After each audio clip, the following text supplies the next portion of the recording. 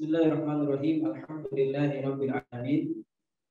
Salatu wassalam ala asyrofil anbiya wal mursalin sayyidina wa nabiyina wa qudwatina wa maulana Muhammadin wa ala alihi wa sahbihi ajma'in. Subhanaka la ilma lana illa ma 'allamtana innaka antal alimul hakim. Qala rabbi shrah li sadri wa yassir li amri wa hlul 'uqdatam min lisani yafqahu qawli. Amin ya rabbal alamin. Alhamdulillahirabbil alamin. Puji syukur kehadirat Allah Subhanahu wa taala, yang mana Allah Subhanahu wa taala masih memberikan kepada kita nikmat iman, nikmat Islam, dan juga nikmat barokah umur panjang dan juga barokah kesehatan insyaallah. Mudah-mudahan kula kali panjenengan sedaya senantiasa oleh Allah taala jaga diri kita, Allah Ta'ala sehatkan badan kita, dan mudah-mudahan kita semuanya menjadi manusia yang mana Allah Ta'ala membersihkan daripada hati-hati kita semuanya. Amin ya rabbal alamin. Salawat dan salam semoga tetap terhaturkan terhadap junjungan kita Nabi besar Muhammad sallallahu alaihi wasallam. Ma'asyiral hadirin wal hadirat yang dimuliakan oleh Allah, baik yang saat ini mungkin sedang offline tatap muka secara langsung maupun secara virtual, mudah-mudahan ini tidak mengurangi keberkahan pengajian kita, dan mudah-mudahan kita berharap kepada Allah kita senantiasa menjadi hamba yang istiqomah di dalam jalan kebaikan. Keranten napa maksud hadirin wal hadirat, istiqomah niku berat. Nggih. Napa malih niki musim hujan nggih. Iki sebenarnya dari musim hujan nggih. Masih belum. Baru musim panas nggih, musim hujan lagi. Alhamdulillah ala kulli hal. Alhamdulillah. Maka dengan hujan ini insya Allah mudah-mudahan tidak menyurutkan niat kita, langkah kaki kita menuju majelis kebaikan, menuju majelis ilmu, yang mana memang sangat besar daripada manfaat kita menuntut ilmu. Seperti yang kami sampaikan beberapa waktu lalu, bahwasanya orang yang dia keluar untuk mencari ilmu, man kharaja fi talabil ilmi kana fi sabilillah hatta yarji. Barang siapa orang yang keluar mencari ilmunya, maka Allah mencatat dirinya sebagai orang yang berjuang di jalan Allah sampai dia pulang. Mungkin kalau kali panjenengan sedaya termasuk orang yang jihad di jalan Allah. Sekalipun virtual, ini tetap catatannya adalah orang yang jihad di jalan Allah Subhanahu wa taala. Moga di awal ini kula ngajak kula kali panjenengan sedaya untuk kita niat, kita memperbaiki niat kita menghadiri majelis, kita niat yang baik-baik, mugi-mugi kita mendapatkan kebaikan. Amin. Ma'asyiral hadirin wal hadirat, Bapak Ibu yang dimuliakan oleh Allah Subhanahu wa taala. Pada kesempatan malam hari ini kita masih akan melanjutkan pembahasan kajian kita. Kita membahas kitab Safinatun Najah, lebih tepatnya kitab Nailur Roja, syarah daripada Safinatun Najah, membahas tentang masalah-masalah fikih, pembahasan tentang masalah-masalah ibadah.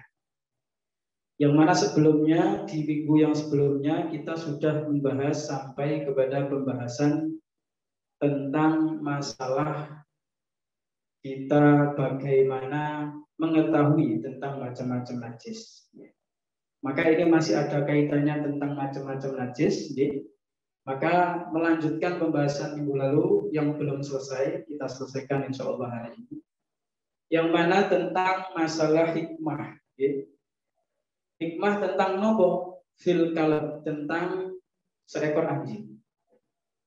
Yang mana seekor anjing ini pastinya kula kali panjenengan sedaya ketika mendengar atau mungkin membayangkan tentang anjing itu adalah makhluk Allah yang jijik, makhluk Allah yang najis.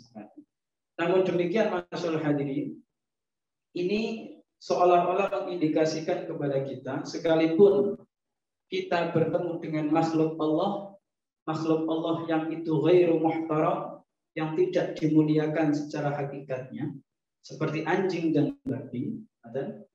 Namun demikian kita pastinya harus tetap berusaha menggali hikmah pelajaran dari seekor anjing.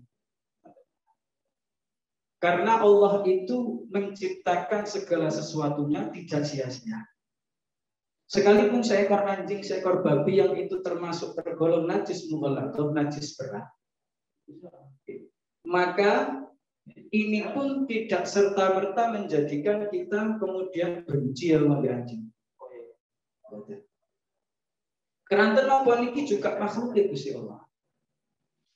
Kita harus punya rahmat. Irhamu man fil ardi yarhamku man fis sama, kata Allah. Katakan Nabi Muhammad SAW. Muliakanlah apa saja yang ada di muka bumi yang Allah, katakan Nabi, maka penduduk langit itu yang ada di langit, maka mereka semua akan memuliakan. Para malaikat dan juga Allah, lebih-lebih mereka semua akan menyayangi kita. Allah. Tapi syaratnya apa?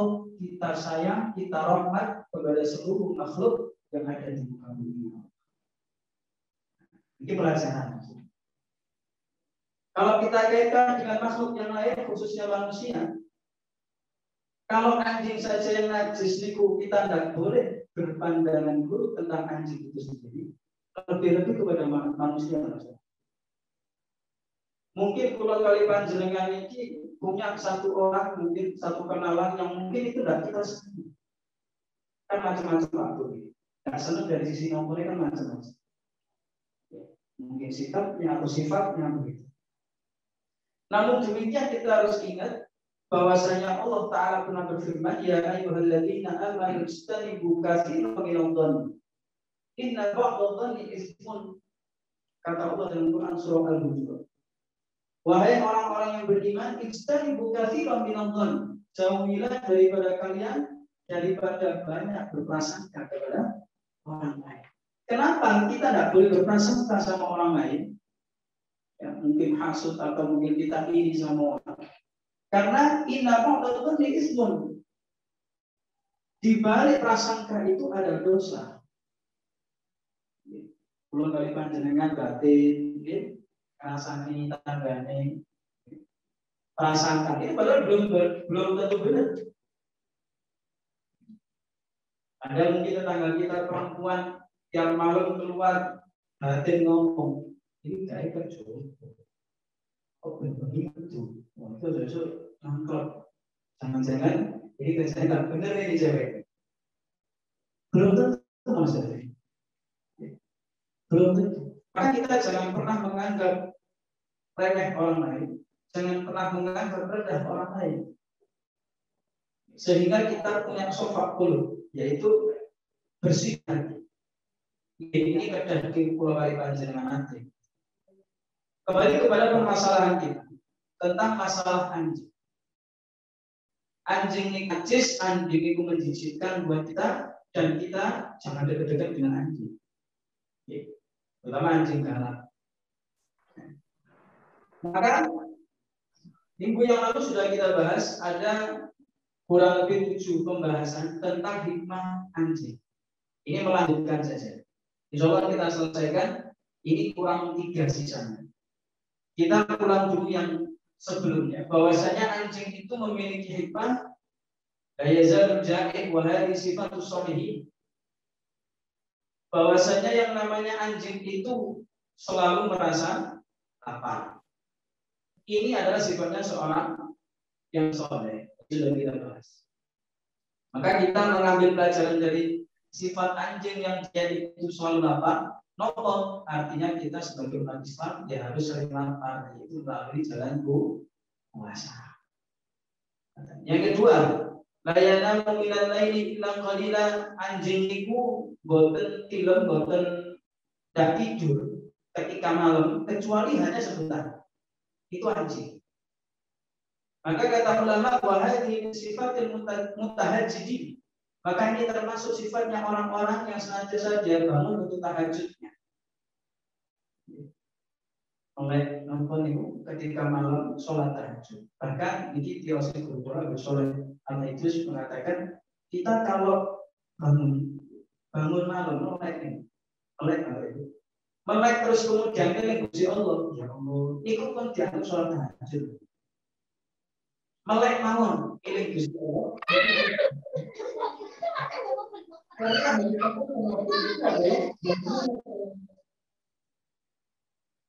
Ini cocok sih, kalau saya malas-malas ya.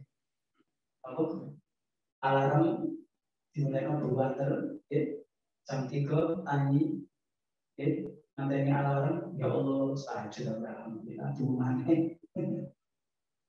Hakikatnya mau di sholat tahajud minimal 2 rakaat.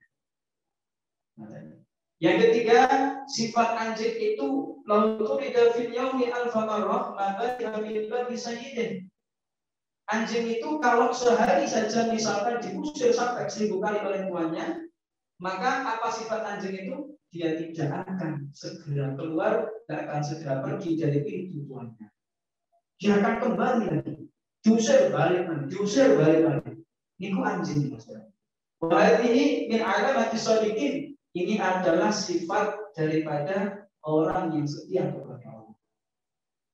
Diuji sedemikian rupa oleh Allah, tapi tetap taat, tetap menjalankan perintah Allah, maka ini sifat orang-orang yang setia kepada Allah.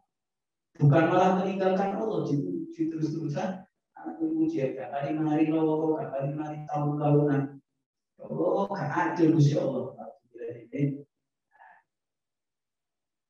Diuji, kita diuji oleh Allah supaya apa? Allah ingin tahu ya berluakum ayyukum ahsanu amala. Allah menguji kita supaya nopo kula kali panjenengan sedaya iki ketoloro sebagai hamba yang kita ini tetap beramal soleh atau hamba yang justru sebaliknya meninggalkan Allah. Berikutnya anjing itu idaman dalam yukhalif mirasan. Anjing ketika meninggal tidak meninggalkan warisan. Wahadihi min alamati zahidin. Inilah sifat daripada orang-orang yang zuhud, yang tidak cinta kepada dunia, yang tidak terlalu memikirkan dunia yang berlebihan. Nah, ini tanda-tanda orang zuhud. Yang kelima, bahwasanya anjing itu hanya aminal ardi bi annam waqi. Wahadihi min alamati radhi. Anjing itu adalah seekor hewan yang qanaah, nerima ketika dia ditempatkan berada di posisi paling rendah. Anjing ini Pak, menurut kita hewan yang rendah. Hewan yang rendah. Anjing ini menerima seolah-olah mengindikasikan inilah sifatnya orang-orang yang ridho terhadap ketetapan Allah. Buatan bolak-balik sabar mungkin depan demi hari-hari PPKM. PPKM boleh level 4 hari-hari sampai kapan? Ini sifatnya orang sabar. Bukan sifatnya orang yang ridho. Sudah ridho sama Allah, mugi-mugi Gusti Allah memperbaiki keadaan. Allahumma. Berikutnya yang sudah kita bahas juga adalah bahwasanya anjing itu idza ghalibat ala mawdihi yatruku wa yadhabu ila ghairihi. Anjing kalau sudah diusir, itu dia akan pergi dari rumahnya, tapi dia itu tidak kemudian merasa dia berat hati. Anjing itu akan cari tempat yang lain. Dilempari batu tetap. Maka ini sifat daripada orang-orang yang dihina model apapun akan tetap dia keimanan kepada Allah. Berikutnya ini akan kita bahas bahwasanya anjing itu punya sifat an-yanzura ila kulli man yara hatta yakrah lahu luqmatan. Anjing itu ketika dia itu melihat seseorang, nanti mirip apa itu ningali anjing apa? Anjing itu kebiasaannya melihat orang ketika lewat, kemudian dilihatin sama anjing itu sambil melet-melet. Melet-melet. Tapi bukan berarti anjing ini kemudian seolah-olah ingin diperhatiin boten. Kata ulama, dengan sifat anjing yang semacam ini, dia ini termasuk daripada seekor hewan yang mana dia seolah-olah mengindikasikan dengan melet-melet itu mengharap seseorang itu ngasih, tapi enggak maksud. mengharap ngasih anjing itu makanan tapi tidak maksud. Maka ini termasuk sifatnya atau akhlaknya minal masakin, akhlak daripada orang-orang miskin. Artinya apa? Sekalipun miskin harta, tapi jangan pernah kita ini menghinakan harga diri kita di hadapan orang lain. Boleh jalur-jalur. Paham ini? Karena Kanjeng Nabi Muhammad SAW itu nanti dawuh, aliyadul ulya khairun min yadi sufla. Tangan di atas itu lebih baik daripada tangan di bawah. Sekalipun miskin, pokok kita harus punya prinsip ojo jaluk-jaluk. Akan ulama ada yang mengatakan kalau orang itu meminta-minta daripada mensakin, itu termasuk perkara yang haram. Haram kita minta. Artinya harus ada usaha, maksudnya. Sejatinya niku miskin niku sing diarani miskin niku sanes tiyang sing miskin harta. Tapi orang yang dikatakan dia miskin adalah miskin hatinya.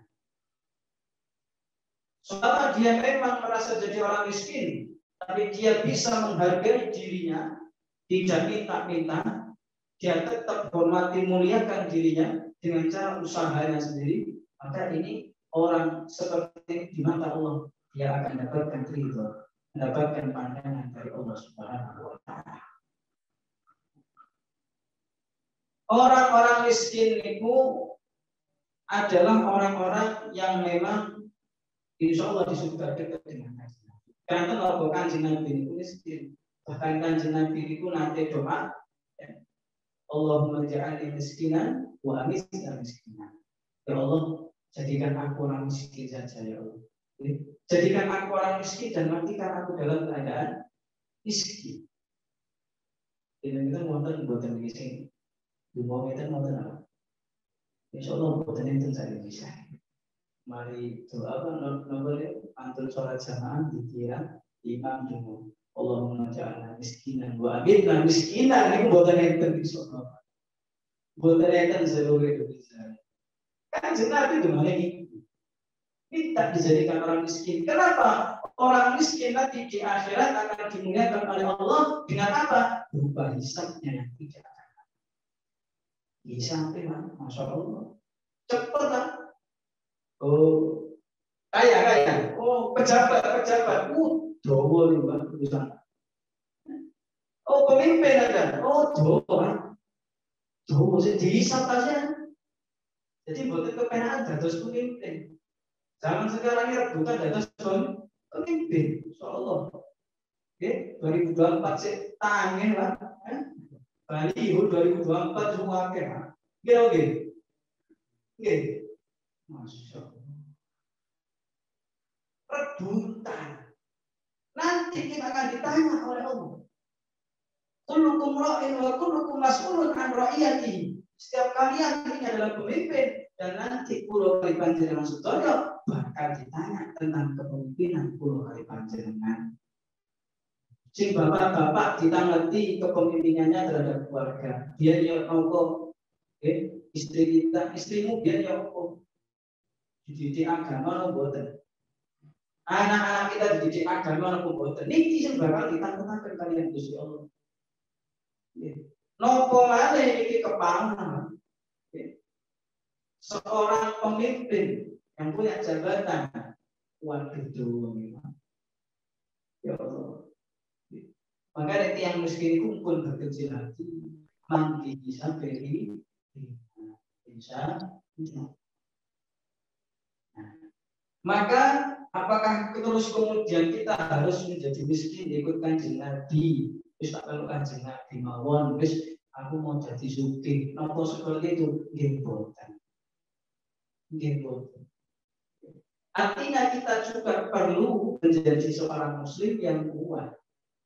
Muslim yang kuat itu lebih baik daripada muslim yang lemah. Lemah dalam artian lemah fisik, lemah daripada segi harta.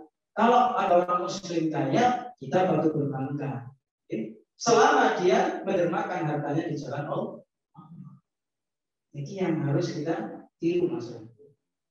Maka kemudian Orang kaya niku bukanlah juga orang yang dia itu kaya hartanya, punya harta melimpah boten. Sampai seribu tiang sing sugih. Bapak Ibu yang dimuliakan oleh Allah, niku nate wonten setunggal ceritanya.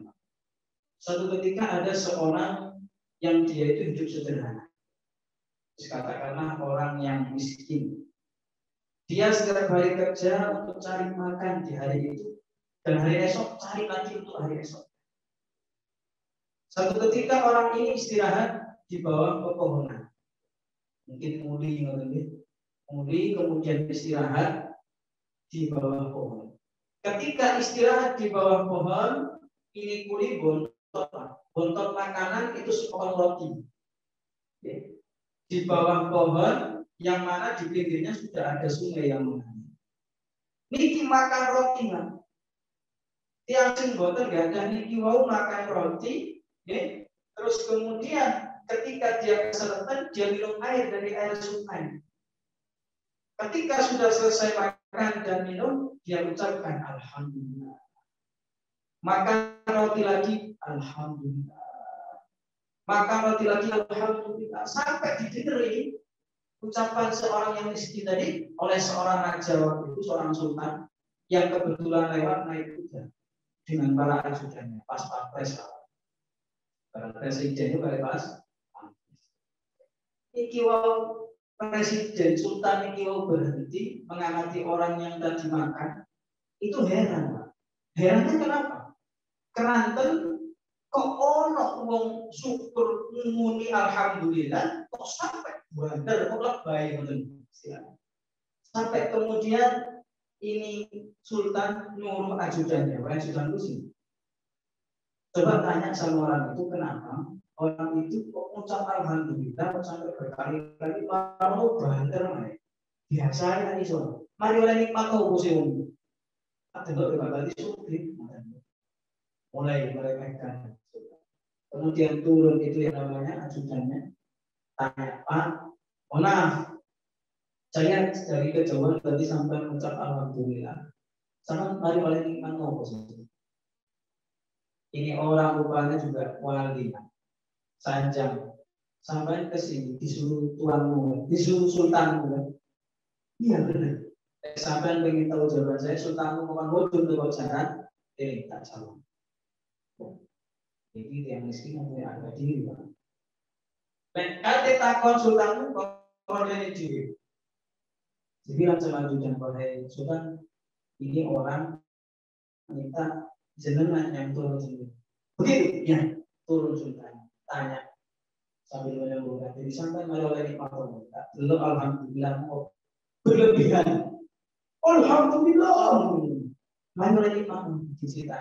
Gini sultan. Saya memang orang nggak punya. Saya nggak seperti panjenengan yang punya kedudukan, punya harta, punya kerajaan. Saya orang yang nggak punya. Tapi tadi saya karena lapar, saya bawa sepotong roti, saya makan roti saya.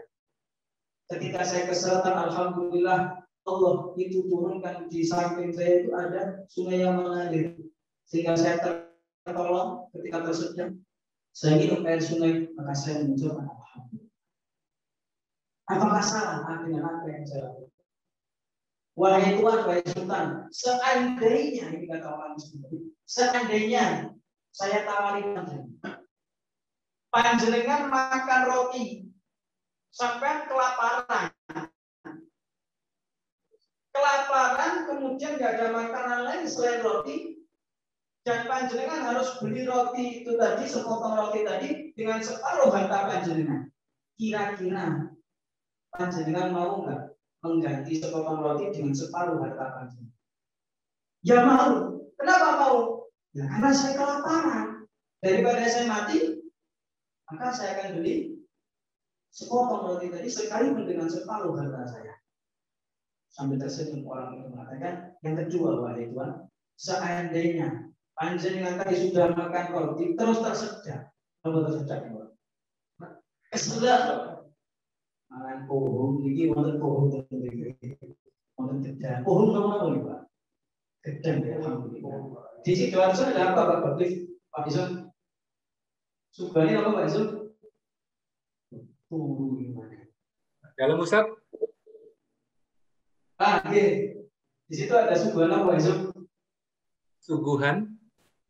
Ada makanan nggak di situ? Biasanya kopi Ustaz. Kopi Ustaz. Bukan jangan ada kopi ya? Sudah habis. Oh, sudah habis. STMJ Ustaz. STMJ juga. Kata mama, kata rujukan, alhamdulillah. Tapi pun sampai ke selatan loh Pak. Pun sampai ke selatan di Mas. Mesti ini. Zian. Oh, alhamdulillah. Betul Mas ya. Ada Mas ya.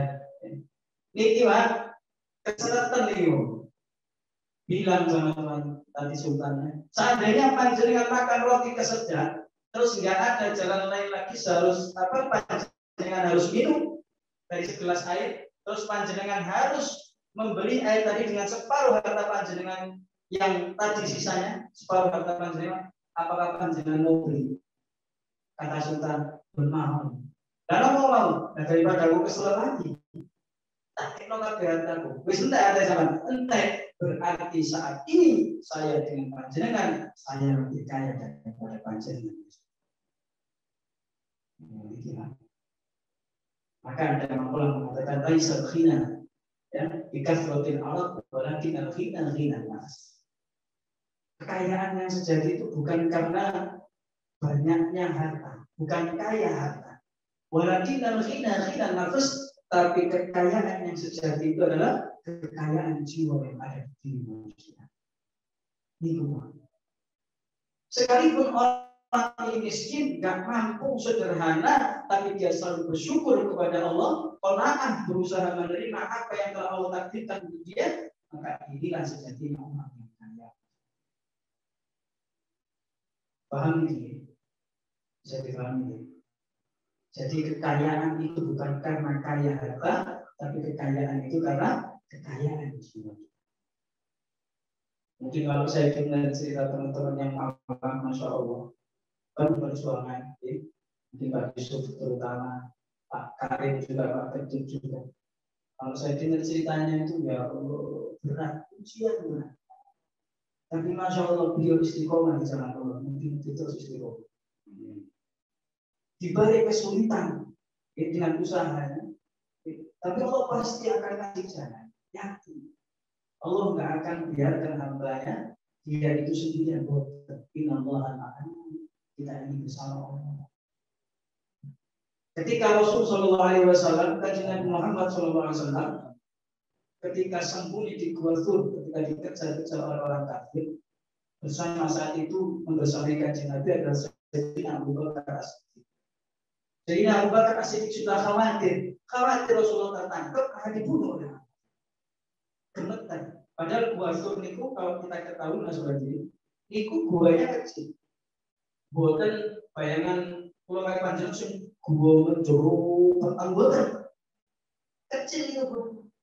Singitan di situ dari kejaran orang-orang kafir itu hanya cukup untuk orang 100 orang itu. Dan orang kafir di atas dan gua di sana itu dari bebatuan. Di Saudi itu bebatuan. Orang kafir di atas itu seandainya orang kafir lihat ke bawah, Kanjeng Nabi akan ditangkap. Ini membuat Abu Bakar ketakutan maksudnya. Ketika ketakutan, khawatir, maka Rasul Sallallahu Alaihi Wasallam melalui firman Allah turunlah la tahzan innallah. Wahai Abu Bakar, jangan bersedih, kita bersama.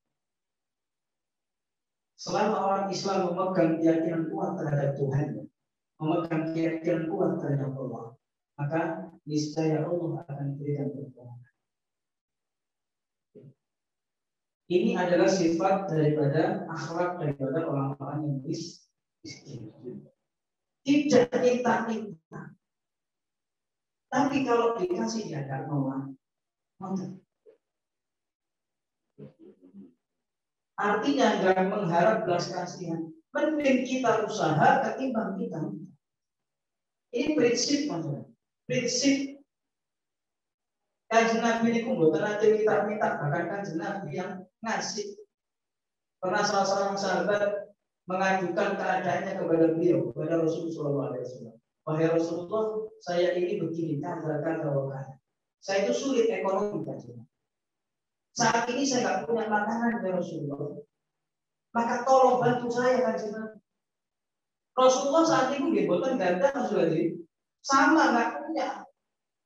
Tapi dengan lemah lembut Kanjeng Nabi mengatakan, wahai sahabat, mungkin kita disambati kali rencang nanti mau datang ke pembelian panjenengan. Assalamualaikum Pak Kadi.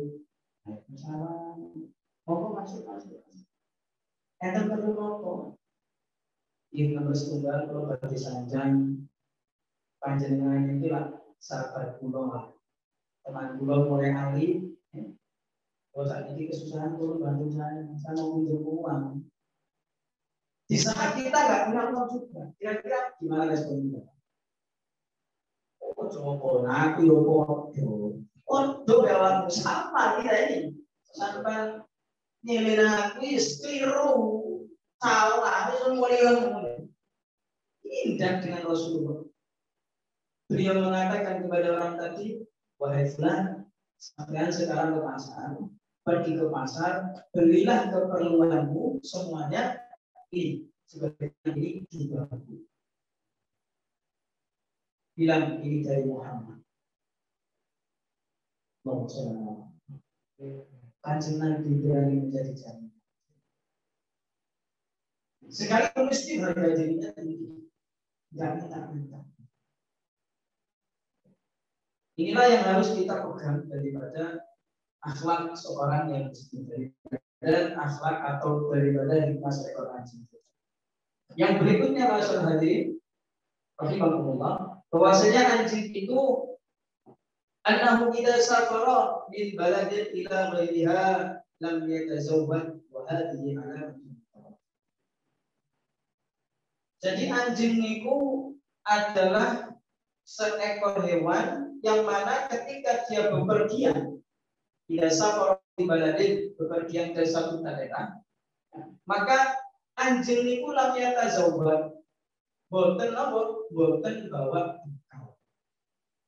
Maka ini mengindikasikan bahwasanya wahadi min alamatil mutawakkilin, inilah daripada tanda-tandanya orang yang bertawakal kepada Allah. Maka tawakal itu apa sih? Tawakal itu menurut panjenengan tawakal itu kira-kira apa? Tawakal itu teguh. Saya teguh. Tawakal. Apa tawakal? Saya lihat statusnya Pak Karim ini tawakal terus. Apa tawakal lagi? Status panjenengan itu rata-rata tentang tawakal. Apa tawakal? Nama? Berserah diri kepada. Tapi boten cekak mek tawakal terus bapak pasrah. Nggak usah bapak sakar-sakar pandemi sampai datang sakar PPKM sakar satu penting pasrah istri tawakal bisa tak ada mantu. Apa begitu teman-teman? Boten. Pasrah berserah diri kepada Allah setelah adanya usaha. Itu namanya tawakal. Pasrah kepada Allah setelah adanya usaha. Bukan nggak usaha terus mau pasrah boten. Itu keliru dulu. Keliru dulu. Maka satu ketika ada seorang sahabat Nabi Abdullah bin Mubarak. Itu Abdullah bin Mubarak ini adalah seorang ulama, ustaz. Yang mana Abdullah bin Mubarak ini gaji yang sederhana, bukan enggak. Abdullah bin Mubarak ini satu ketika dapat kabar masyarakat. Dapat kabar bahwasanya akan datang tamu 20 orang ke rumah beliau. Dinamai ulama, namanya ustaz kan sering diziarahi dari jamaah.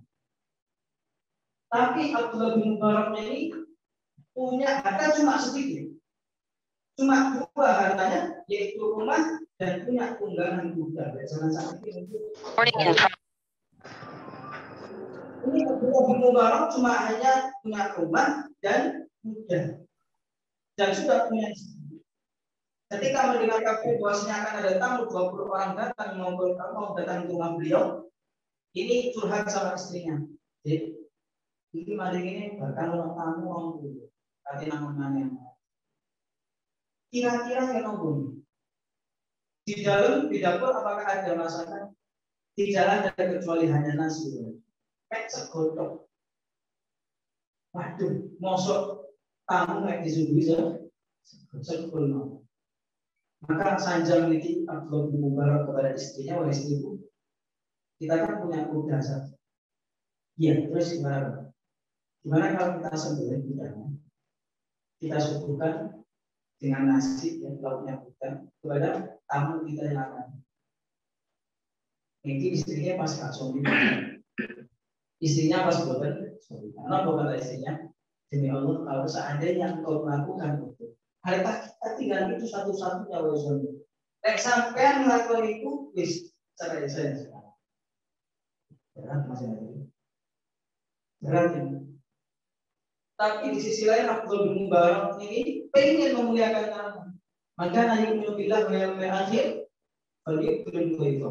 Barang siapa orang yang beriman kepada Allah dan juga hari kiamat, maka muliakan tamu. Muliakan tamu. Maka kemudian ketika ini Abdullah bin Mubarak bingung, terus kemudian berusaha untuk minta sejenak dan minta petunjuk kepada Allah dan diputuskan saat itu, saya tetap bakal membeli kuda dan saya pulangkan istri. Dicerai istrinya, dicerai ini istrinya, kemudian apa? Disembelih ini kudanya, dihidangkan untuk 20 tahunnya. Setelah 3 hari berselang, ini mulai mengeluh, mulai cerita, mulai pusing. Pusing kenapa? Wis kuda, istri cerai ya, bingung. Singkat cerita, beberapa minggu kemudian ada seorang saudara kaya datang ke Abdullah bin Mubarak. Ustaz Abdullah bin Mubarak, saya dengar panjenengan ini habis cerai dengan saya. Iya. Gini, saya punya anak gadis, masih gadis. Belum masuk anak muda. Nih mau dengan anak saya gadis. Gadis ini. Kalau panjenengan mau, kasih hadiah 70 ekor kuda. Dan bila kalau kali panjenengan terus juga, siap.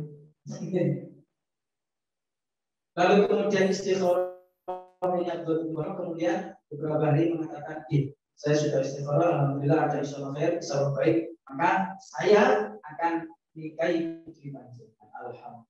Dinikahi putrinya dan diberikan hadiah 70 ekor. Mikir artinya ini berkaitan dengan ketawakalan kepada Allah setelah ada usaha. Gusti Allah niku boten bakal Gusti Allah itu meninggal kalau kali panjang. Selama kita usaha dan berpasrah penuh kepada Allah Subhanahu wa taala, maka Allah taala akan senantiasa membantu dan berkesulitan.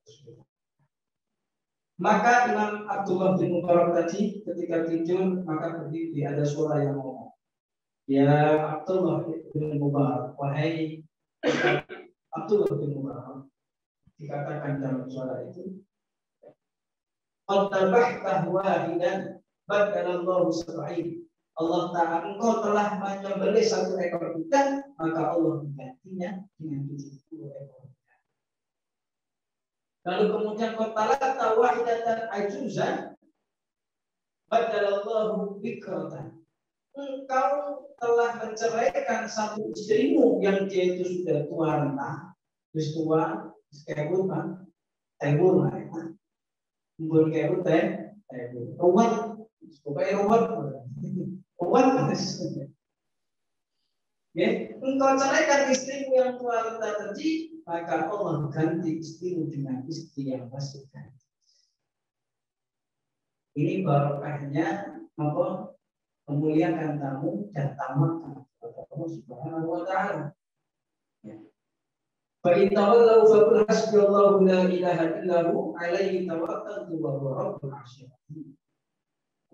Maka ketika kita bertawakal kepada Allah dengan mengucapkan hasbiyallahu la ilaha illa hu alaihi tawakkaltu, atasnya aku ini bertawakal kepada Allah, wa rabbul arsyil azim, dan Allah itu Tuhan daripada arsy dan Allah itu adalah Maha. Maka ketika kita tawakal kepada Allah, fa idza azamta fatawakkal. Kalau kita sudah berazam, berniat, sudah punya usaha yang kuat, maka yang terakhir tinggal fatawakkal Allah, pasrah kepada Allah Subhanahu wa taala. Boten terus ngeten. Wis supaya aku tak parkir sudah. Sebenarnya tak parkir sudah selesai. Engkau urusan hilang gak hilang, terserah Allah, seperti pas asal boten nonton. Sepeda diparkir, dikunci setir, perlu dikunci ganda, dikunci ganda. Maka bagaimana ini? Ini tawakal maksudnya. Kita bukan suudon sama orang, tapi ini tawakal. Bentuk ikhtiar, kemudian kita pasrah sama Allah. Terus usaha, ngepun. Ngepun usaha, ngepun. Selebihnya terserah Allah. Terserah Allah Subhanahu wa taala. Maka inilah hakikat daripada ketawakalan yang mungkin bisa kita amalkan. Walau tawakkaltum 'ala Allah haqqa tawakkuli, larazaqakum kama yarzuqut tayr takhdu khimasan wa taruhu bitana. Kalau seandainya katakan Nabi Muhammad SAW, engkau tawakal kepada Allah dengan benar-benarnya tawakal, maka pasti Allah akan memberikan rezeki kepada kalian sebagaimana Allah Ta'ala memberikan rezeki kepada seekor burung yang pagi dalam kondisi kelaparan, maka pulang sore hari dia akan dalam kondisi burung itu bukan pikir aku tentu oleh aku boleh bukan tawakal sore hidupnya itu tawakal seekor burung. Kalau burung saja itu dijamin rezekinya oleh Allah, maka bagaimana dengan kita manusia? Maka hewan-hewan pun itu sudah Allah tentukan rezekinya, kita pun juga telah Allah tentukan rezekinya. Dan yakin Mas Hadirin, misalkan usaha kita sama dengan orang lain, pun sampai hasud, pun sampai iri, karena rezeki mutawah. Rezeki kula kali panjenengan itu pun sebenarnya alamat kula kali panjenengan. Boten bakal keliru, boten bakal salah. Niki daripada yang terakhir hikmah daripada seekor anjing, yang mana itu anjing kita anggap daripada hewan yang mungkin tidak dimuliakan, tapi sejatinya membawa hikmah yang besar kalau kita mau memikirkan tentang hikmah-hikmah seekor. Dan ini mungkin cara dibahas, maka ini perlu kita bahas. Ini menjadi pelajaran untuk kita semua, keluarga panjenengan sedaya, sehingga yang terakhir tentang ketawakalan itu pernah disampaikan, diriwayatkan bahwa anna man qala ila asbaha wa ila amsiya, kalau seandainya seseorang itu pagi sore hari mengucapkan bahwa hasbiyallah la ilaha illa hu alaihi tawakkaltu wa huwa rabbul arsyil azim. Kalau kalian balik, hasbiyallah la ilaha illa hu alaihi tawakkaltu wa huwa rabbul arsyil azim. La ilaha illallah, hasbiyallah la ilaha illa hu alaihi tawakkaltu wa huwa rabbul arsyil azim. Atau boleh juga dengan doa hasbunallah wa ni'mal wakil, ni'mal maula wa ni'mal nasir. Hasbunallah wa ni'mal wakil, ni'mal maula wa ni'mal nasir. Dibaca pinten satu amroh 7 kali. Dibaca 7 kali. Maka apa fadilahnya? Kafarullahu ta'ala ma'ahammu shadiqan kana biha aw kadiban. maka Allah Ta'ala akan mencukupi dia. Wa fi riwayatin kafahullahu ma'ahammahu min amri akhiratihi wa dunya. Maka Allah akan mencukupi urusan dunia dan urusan akhirat. Boleh hasbiyallah la ilaha illahu alaihi tawakkaltu wa huwa rabbul arsyil. Atau boleh juga hasbunallah wa ni'mal wakil, ni'mal maula wa ni'mal nasir. Pagi dan sore kita 7 kali malam. Panjenengan bagi kata-kata zikir ini kita alhamdulillah lakukan saya. Tapi dalam riwayat dikatakan 7 kali. Ini fadilahnya adalah Allah akan mencukupi urusan dunia maupun akhiratnya. Dan kerentak hatinya akan senantiasa dimudahkan dikabulkan oleh Allah Subhanahu wa taala. Amin ya rabbal alamin. Mungkin kalau panjenengan sebagai sakit amalaken sedaya hikmah daripada seekor anjing sehingga menjadikan bekal untuk kehidupan kita selanjutnya.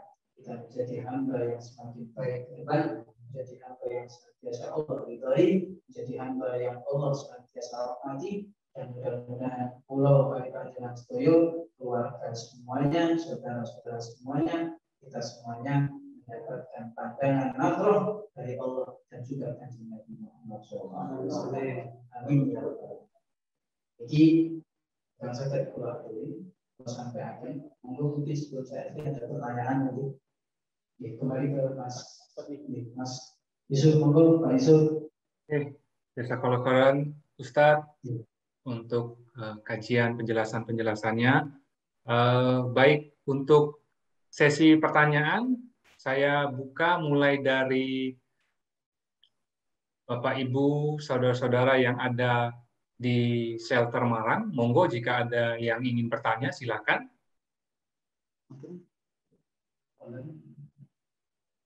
Yang di sini ada yang virtual, banyak beberapa.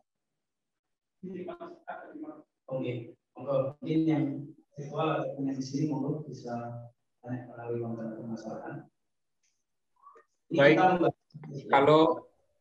kalau tidak ada, sementara belum ada di shelter, ya ada 3 pertanyaan yang masuk ke saya, baik itu langsung terlihat di FP1 maupun di jalur pribadi nih. Ustadz, yang pertama dari Mas Dimas ini yang langsung bertanya adalah bagaimana hukumnya jika seseorang makan daging anjing, Ustadz? Karena misalnya kita minum minuman keras, hukumannya kan 40 hari sholat tidak diterima. Lalu jika makan daging yang diharamkan, apakah sama sholat kita tidak diterima selama 40 hari?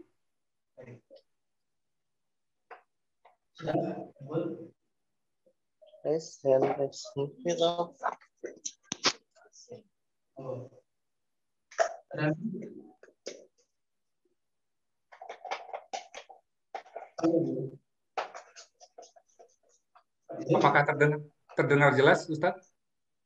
Iya, jelas. Sudah pertanyaannya, tadi ada 3 atau 2? Ada 3, Ustadz. Oh, 3. Oke, baik. Jadi masalah pertanyaan apakah ketika kita memakan anjing, yang itu memang jelas-jelas diharamkan oleh agama. Salah daging anjing. Oh iya, daging anjing. Tadi saya bilang oh iya salah, mohon maaf. Saya salah. Mohon maaf, Pak Yusuf diprotes sama Pak Karim. Makan anjing katanya. Oke, maksud saya itu makanya. Ya. Tenang. Jadi bagaimana ketika kita makan daging anjing, apakah bisa dibiaskan dengan kita minum yang mana ketika seseorang itu kemudian dia dapat diterima sholat yang 40 hari. Karena di dalam bahasa hadis itu tidak disebutkan yang namanya kalau makan anjing itu enggak akan diterima 40 hari. Artinya ketika seseorang memang melakukan keharaman yang Allah haramkan, itu pasti ada konsekuensi hukum. Ada konsekuensi hukum. Namun demikian ketika kita memakan sesuatu yang haram, khamr, anjing, babi, terus kemudian kita generalisasi bahwa itu nggak akan diterima 40 hari sholatnya, itu tidak tepat. Artinya semua itu memang mengandung konsekuensi yang pasti konsekuensinya adalah dosa di hadapan Allah Subhanahu wa Ta'ala. Tapi tidak sampai kemudian tidak diterima sholatnya 40 hari. Memang yang namanya anjing babi ini sesuatu yang diharapkan samanya seperti khamar. Ya. Innamal khamru wal maisir wal ansab wal azlam rijsun min amali syaitan. Sesungguhnya khamar, ya, kemudian anjing lagi tadi anjing maaf lagi saya salah nggak enak kalian melihat ini. Jadi sesungguhnya khamar, kemudian anjing, dan kemudian mengundi nasib itu termasuk perbuatan amalan-amalan syaitan. Memang dalam ayat Al-Quran dinyatakan seperti itu. Namun demikian tidak lantas berarti kemudian orang yang mengundi nasib, dia judi, makan babi, makan anjing, tidak diterima 40 hari sholat yang botak. Tidak ada konsekuensi seperti itu. Tapi yang jelas itu termasuk minat kabair dosa yang besar. Paham ya? Nah, kemudian apakah selamanya kita tidak boleh memakan daging anjing, babi, kemudian sama khamar? Boleh. Ada syarat-syarat di mana ketika kita makan itu semuanya dihalalkan dan dibolehkan oleh Allah. Saat nopo kita dibolehkan, saat darurat. Saat memang benar-benar darurat. Ya. Jadi saya punya kawan itu kalau dia di pelayanan sampai ke Eropa kan dingin, itu nggak ada bahan selain untuk menghangatkan dirinya selain memang itu bahannya dari khamar yang memabukkan. Itu bisa menghangatkan tubuh. Kalau tidak mati orang. Maka kalau itu rohirobah yang walaratin falahis ma'alih. Maka seandainya ada orang yang terpaksa untuk memakan itu tapi dia tidak menginginkan, rohirobah dan tidak berlebihan, maka falahis ma'alih tidak akan ada dosa buat dia. Bukan enten dosa buat orang yang memang terpaksa memakan daging anjing, daging babi ataupun khamar. Dalam kondisi darurat, darurat itu juga membuat keadaan yang darurat membolehkan sesuatu yang diharapkan Allah. Seperti itu. Dan ini tidak akan berlaku lagi konsekuensi sholat tidak diterima 40 hari boten. Dalam kondisi darurat. Kalau darurat minum khamar boleh, darurat ya. Dan konsekuensi 40 hari sholat tidak diterima ini akan terlepas sudah. Paham betul? Contohnya, Allah akan bersuara. Seperti itu, Pak Yusuf. Mungkin ada lagi. Baik, terima kasih Ustadz. Lanjut langsung ke pertanyaan kedua dari Mas Theodorus. Mau tanya Ustadz, saudara saya yang non-Muslim memelihara anjing. Anjing berkeliaran di mana-mana. Bagaimana saya harus bersikap? Sejak jadi Muslim, saya berusaha menghindari anjing karena takut najis. Pertanyaan saya, apakah panjenengan hidup dalam maksudnya tinggal di dalam satu rumah dengan saudara tadi? Mungkin Mas Theodorus bisa menjelaskan apakah satu rumah dengan yang memiliki anjing? Baik. Wis anggap satu rumah, sebelah rumah, Ustaz. Sebelah rumah. Pastikan yang pertama, Bapak Theodorus, pastikan yang pertama adalah harus kita, ini sudah kita bahas pada pembahasan sebelumnya, karena ini mungkin pertama, jadi saya ulang lagi, bahwasanya najis anjing itu memang termasuk najis mughaladhah, najis berat, sehingga sebisa mungkin kita memang harus menghindari anjing, karena termasuk najis berat. Dan nanti ketika ada seseorang atau mungkin sesuatu yang terkena anjing, baik air liurnya ataupun itu dari badannya, maka wajib dia membersihkannya. Caranya apa? Dengan cara 7 kali basuhan, salah satunya dengan debu. Jadi dengan basuhan air dan salah satu dengan debu. Ini sudah kita bahas dalam pembahasan sebelumnya. Maka bagaimana kalau anjing ini berkeliaran? Pastikan dulu kalau ini memang bersebelahan rumahnya, pastikan anjing tersebut tidak sampai masuk rumah panjenengan. jangan sampai masuk rumah panjenengan. Kalau misalnya ternyata anjingnya nyelonong ke rumah, anjingnya nyelonong ke rumah bagaimana? Ini maka kita ikhtiar, ada usaha kita untuk berusaha membersihkan area yang mungkin sudah pernah dilewati oleh yang. Caranya bersundi. Contoh begini, ada air, gitu ya, air 1 ember. Gampangannya 1 ember, kemudian panjeringan campur dengan debu, ya, dengan pasir dicampur, diudek sehingga keruh. Ini sudah mencukupi. Kemudian dibasuh, disiramkan, mungkin bisa ditambahi dengan superpen atau apa gitu ya, bisa ditambahi dengan superpen atau bahan-bahan yang lain sehingga wangi, monggo silakan. Tapi yang jelas 7 kali basuhan dengan debu salah satunya ini menjadi syarat utama. Ikhtiar dulu. Ikhtiar dulu. Baik, terima kasih Ustadz. Baik, yang terakhir, pertanyaan terakhir dari Mas Salman. Mungkin Mas Salman ingin langsung unmute untuk bicara langsung. Boleh. Monggo, Mas. Assalamualaikum Ustadz, teman-teman semuanya. Monggo. Nah, Ustadz, yang saya tanyakan begini, gimana kalau ini kan kita seorang Muslim.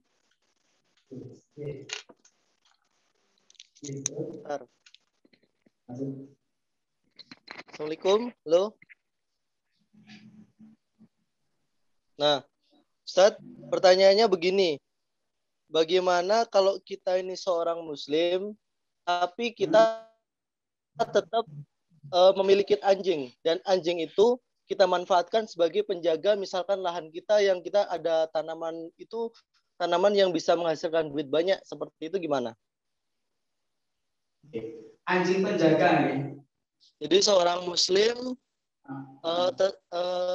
punya anjing, tapi anjingnya itu bukan ditaruh di rumah, di suatu lahannya itu sebagai penjaga gitu, Ustaz, maksudnya. Jadi untuk anjing ini sudah kita bahas, kita sudah bahas panjang lebar mengenai tentang najisnya anjing. Yang pada intinya begini, seorang Muslim itu memang diperbolehkan oleh Allah untuk memelihara anjing. Artinya ini tidak mutlak. Keharuman ini tidak mutlak. Dalam beberapa perkara, anjing itu boleh dipelihara oleh seorang Muslim sekalipun. Tetapi dengan syarat nopo, 1, dia anjing yang merupakan anjingnya ini anjing penjaga. Anjing penjaga. Misalkan seperti anjing yang dipelihara oleh seorang polisi untuk melacak misalnya. Melacak daripada jejak-jejak tersangka. Maka dalam hal ini anjing ini bermanfaat untuk kemaslahatan. Maka ini diperbolehkan, tapi tetap dengan batasan-batasan. Sekalipun diperbolehkan, batasannya tetap anjing ini termasuk najis yang mughalladhah, sebisa mungkin kita hindari, sebisa mungkin kita jauhi daripada najis-najisnya. Yang lebih aman seperti kata Mas Aman, anjing tadi kita pelihara tapi di mana? Di area yang lain yang sekira itu tidak satu menjadi satu di dalam rumah kita. Itu lebih amannya seperti itu. Sehingga ini menjadi sesuatu yang memang diperbolehkan. Sekalipun itu orang Muslim, tapi ada ilahnya. Ilahnya apa? Untuk menjaga tanaman, untuk dia sebagai anjing pelacak, dan untuk menjaga. Seperti itu, Mas Ahan, insya Allah bisa diterima ya. Oke, siap Ustaz. Fan, syukron. Baik, Ustadz, kita sudah selesai untuk pertanyaan-pertanyaan, sesi-sesi pertanyaan untuk kajian malam hari ini. Sekali lagi, terima kasih banyak, jazakallahu khairan buat Ustadz untuk kajiannya, juga untuk Bapak Ibu saudara-saudara yang sudah menyimak dengan segala penjelasan dan juga pertanyaan-pertanyaannya. Kita ingin mengakhiri kajian ini. Monggo Ustadz bisa memimpin doa penutup. Setelah itu kita berdoa kita membaca Allah supaya kami manfaat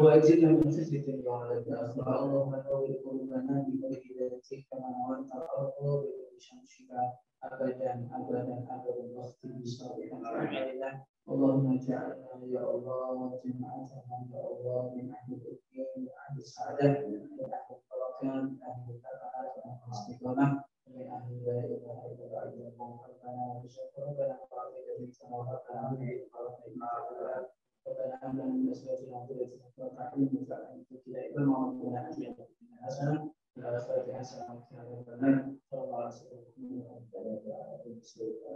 امين